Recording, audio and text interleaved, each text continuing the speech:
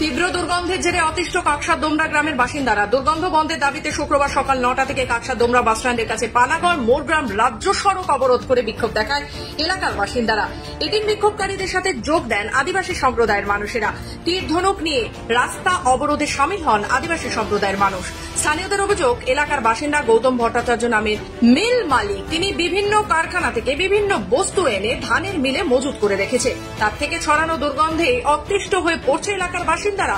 দুর্গন্ধের জেরে একাধিক শিশুও অসুস্থ হয়ে পড়েছে বলে অভিযোগ করছে গ্রামবাসীরা। তাদের দাবি, যতক্ষণ না প্রশাসন এই বিষয়ে কড়া পদক্ষেপ নিচ্ছে এবং এই বস্তু এলাকায় আর মজুত না করার আশ্বাস দিচ্ছে, ততক্ষণ তাদের পথ অবরোধ চলবে বলে হুঁশিয়ারি দিয়েছেন। এদিন স্থানীয়দের অবরোধের জেরে পানাগড় মোরগ্রাম রাজ্য সড়কে যান চলাচল বন্ধ হয়ে পড়ে। খবর পেয়ে ঘটনাস্থলে পৌঁছায় কাকসা থানার বিশাল পুলিশ বাহিনী।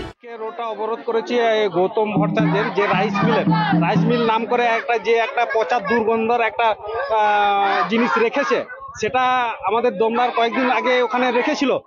ওখান থেকে এখানে ট্রান্সফার করে মানে এই গ্রামের পুরো পরিবেশটাকে নষ্ট করে দিচ্ছে। পুরো দুর্গন্ধতে থাকা যাচ্ছে না, ছোট বাচ্চাদের পুরো ডায়রিয়া হয়ে যাচ্ছে। সমস্যা হচ্ছে এখানে 2 মাস ধরে দুর্গন্ধ পাচ্ছি, ওইটাই সমস্যা। তারপরে মানুষের শরীর খারাপ হয়ে যাচ্ছে, দুর্গন্ধ প্রচুর। ছোট ছেলে, বয়স্ক মানুষদের গুলা শরীর খারাপ হয়ে যাচ্ছে, ডায়রিয়া।